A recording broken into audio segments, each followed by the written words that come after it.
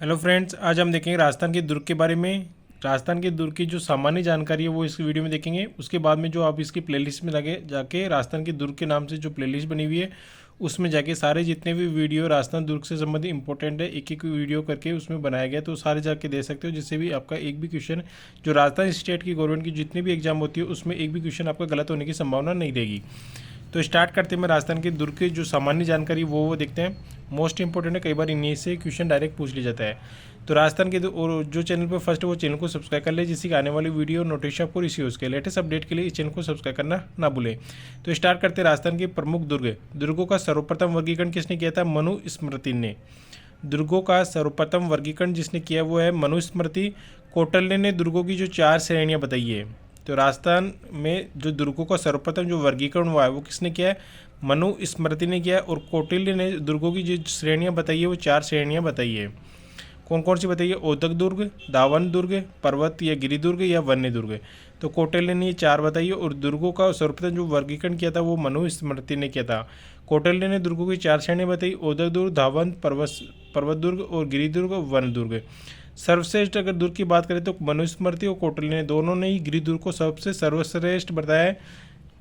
मनुस्मृति और कौटिल्य ने दोनों ने जो सर्वश्रेष्ठ बताया वो किसको बताया? गिरि दुर्ग को बताया, पर्वत दुर्ग या गिरि दुर्ग को। अब हम देखते हैं कि जो कौटिल्य ने 4 बताइए वो कौन कौन से।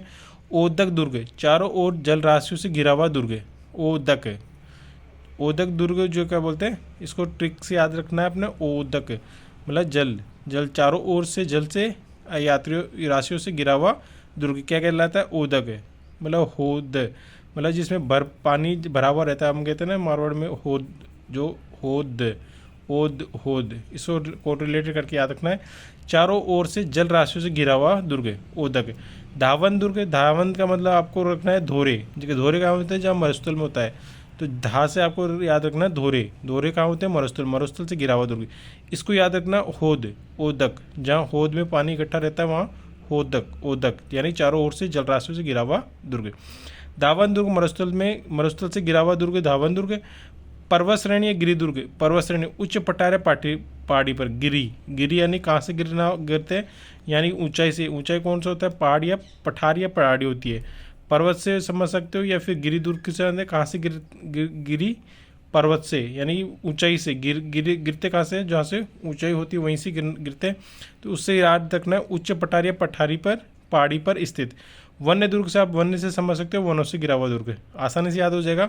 ओदक दुर्ग यानी होद से याद रखना है, चारों ओर जल से राशियों, होद में पानी होता है, चारों ओर जल से राशियों से घिरा हुआ दुर्ग। दावन दुर्ग, धोरे कहाँ होते हैं? जहाँ मरुस्थल होता है, मरुस्थल से घिरा हुआ दुर्ग। पर्वतगिरी या गिरि दुर्ग, गिरते कहाँ? वहाँ से ऐसे जब पठार या ऊंचाई होती है, उच्च पठार या पहाड़ी पर स्थित। वन दुर्ग, वनों से घिरा हुआ दुर्ग। अब हम देखते हैं शुक्र नीति। एक राज्य के 7 अंग बताएंगे। एक राज्य के 7 अंग बताएं। शुक्र नीति में क्या बताएं? 7 अंग: राजा, कोष, मंत्री, सुहत, राष्ट्र, सेना और दुर्ग। शुक्र नीति एक राज्य के 7 अंग बताएं। कौन कौन से 7 अंग? राजा है, कोष है, मंत्री, सुहत, राष्ट्र, सेना और दुर्ग। दुर्गों की 9 श्रेणियां बताइए। शुक्र नीति में कितनी श्रेणियां बताइए? 9 श्रेणियां। एक एक श्रेणी को हम इसमें पढ़ते हैं।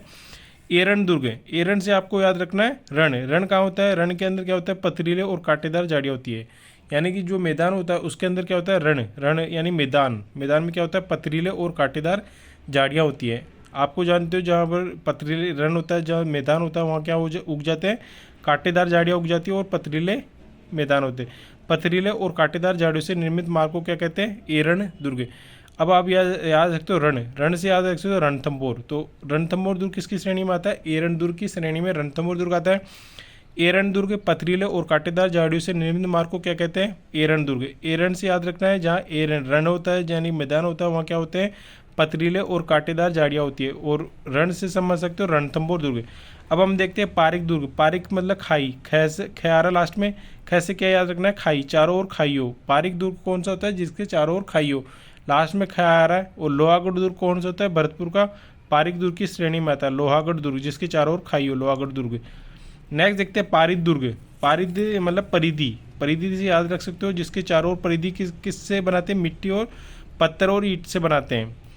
पारिद दुर्ग परिधि परिधि से याद रखना है, जो किसी की अगर हम परिधि बना रहे हैं किसी की, तो उसके चारों ओर क्या लगाएंगे, पत्थर लगाएंगे या ईंटें लगाएंगे, तभी तो परिधि बनेगी। तो पारिक दुर्ग वो होगा वह दुर्ग जिसके चारों ओर पत्थर और ईंटों से निर्मित होता है। वो कौन सा होता है, पारिक दुर्ग, वह दुर्ग जिसके चारों ओर पत्थर और ईंटों से निर्मित हो। पारिक दुर्ग अच्छे से याद हो जाएगा। वन दुर्ग, चारों ओर कांटेदार वनों से घिरा हुआ दुर्ग। चारों ओर कांटेदार वनों से घिरा हुआ दुर्ग क्या कहलाता है, वन दुर्ग। इसको मेवास दुर्ग भी बोलते हैं, एक मेवास दुर्ग भी बोलते हैं या वन दुर्ग, मेवास दुर्ग भी कई बार बोल दिया जाता है। चारों ओर कांटेदार वनों से घिरा वन दुर्ग क्या होता है, चारों ओर कांटेदार वनों से, वन होते हैं लेकिन कांटेदार होते हैं, याद रखना है। अभी आपने देख लिया, आपने फर्स्ट हमने देखा था एरन दुर्ग।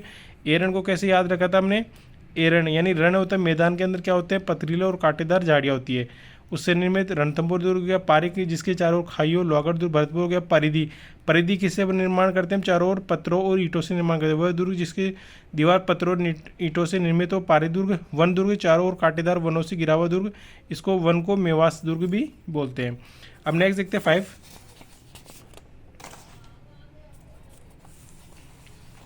5 हमारा आ गया था जल दुर्ग, जिसके चारों जल राशियों से घिरा हुआ दुर्ग होता है, वो जल दुर्ग होता है।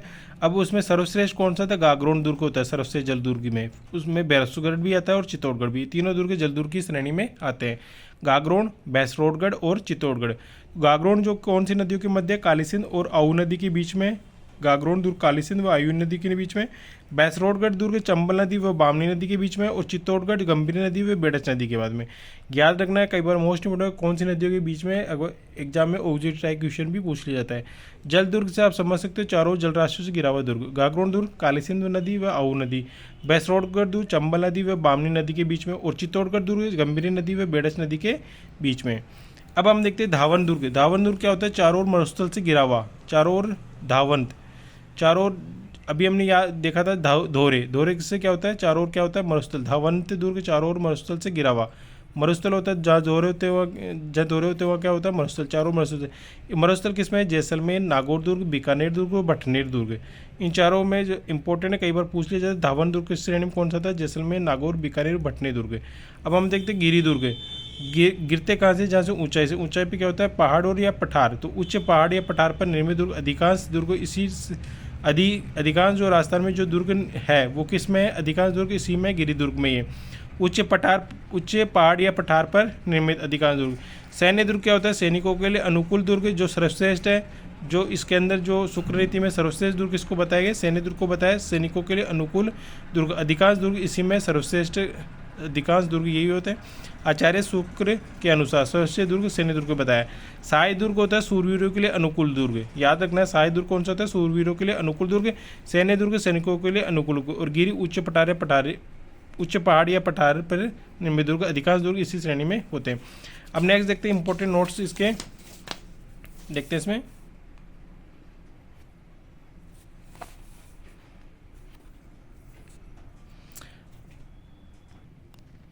इसमें देखते हैं भारत में जो सर्वाधिक दुर्ग है महाराष्ट्र राज्य में, यानी कि जो भारत के अंदर जो सर्वाधिक दुर्ग है वो किस में है, महाराष्ट्र राज्य में। भारत में सर्वाधिक दुर्ग किस में है, महाराष्ट्र के राज्य में। तथा राजस्थान में सर्वाधिक दुर्ग किस में, जयपुर जिले में। इंपॉर्टेंट याद रखना, भारत में सर्वाधिक दुर्ग किस में, महाराष्ट्र राज्य में। तथा राजस्थान में सर्वाधिक दुर्ग किस में, जयपुर जिले में। राजस्थान में निर्मित प्रथम दुर्ग जो था भटनेर, हनुमानगढ़ 298 ईस्वी में बना था। जो पहला दुर्ग जो निर्मित हुआ था वो कौन सा था, भटनेर का दुर्ग था, जो हनुमानगढ़ में 298 में। राजस्थान में निर्मित अंतिम दुर्ग है लोहागढ़ दुर्ग, जो भरतपुर में 1733 ईस्वी में बना था। तो सबसे पहला जो निर्मित दुर्ग है वो भटनेर का दुर्ग हनुमानगढ़ 298 ईस्वी में, और राजस्थान में निर्मित अंतिम दुर्ग लोहागढ़ दुर्ग 1733 ईस्वी में। राज्य में केवल 2 ही दुर्ग है जो मिट्टी से निर्मित है। जो फर्स्ट बना था जो भटनेर का दुर्ग, और लास्ट में जो बना था लोहागढ़ दुर्ग। भटनेर दुर्ग और लोहागढ़ दोनों ही दुर्ग किससे, मिट्टी से बने हुए हैं। भटनेर दुर्ग और लोहागढ़ दुर्ग इंपॉर्टेंट याद रखना है। टोटगढ़ दुर्ग अजमेर व भीमगढ़ दुर्ग अजमेर। बोरासवाड़ा गांव ब्यावर में टोटगढ़ दुर्ग अजमेर व भीमगढ़ दुर्ग अजमेर अंग्रेजों द्वारा राज्य में निर्मित दुर्ग है। ये दोनों दुर्ग है जो अंग्रेजों द्वारा निर्मित दुर्ग है।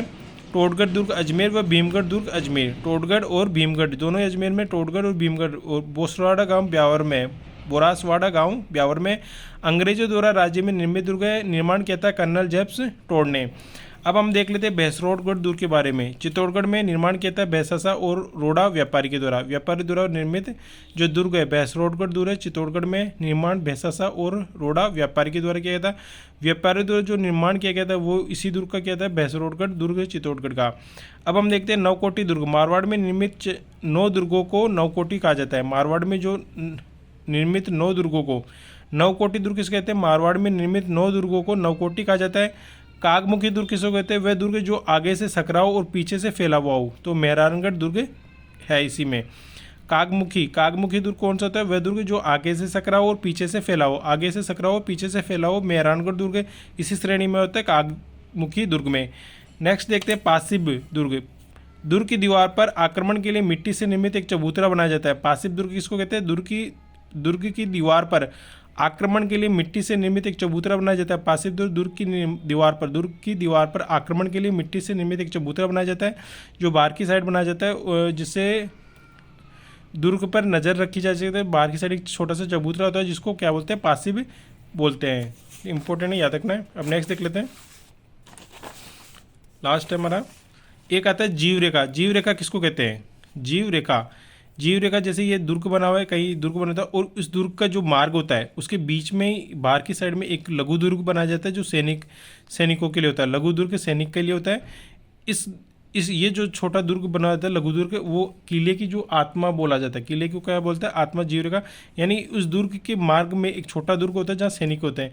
दुर्ग के मार्ग में एक लघु दुर्ग होता है जिसमें सैनिक होते हैं। वे दुर्ग को आक्रमणकारियों को रोकने का कार्य करते हैं। इसे ही जीव रेखा कहा जाता है। किले की आत्मा होती है, जीव रेखा कहा जाता है, जिसमें सैनिक होते हैं लघु दुर्ग के अंदर। जो ये मार्ग बना हुआ उसी मार्ग के पास में, यानी दुर्ग के पास में एक छोटा लघु दुर्ग बनता है जिसमें सैनिक रहते हैं। उसी को क्या कहते हैं? जीव रेखा कहते थे। किले की आत्मा होती है। ये वीडियो कैसा लगा मैं कमेंट बॉक्स में कमेंट करके जरूर बताना। और हाँ, जो भी चैनल पे फर्स्ट है वो चैनल को सब्सक्राइब कर ले, जिससे कि आने वाली वीडियो नोटिफिकेशन आपको रिसीव सके। लेटेस्ट अपडेट के लिए चैनल को सब्सक्राइब करना ना भूलें। नेक्स्ट वीडियो में हम जो भी जितने भी राजस्थान की झील किले हैं उसको वीडियो लेके आएंगे। तो आज के लिए इतना ही, धन्यवाद।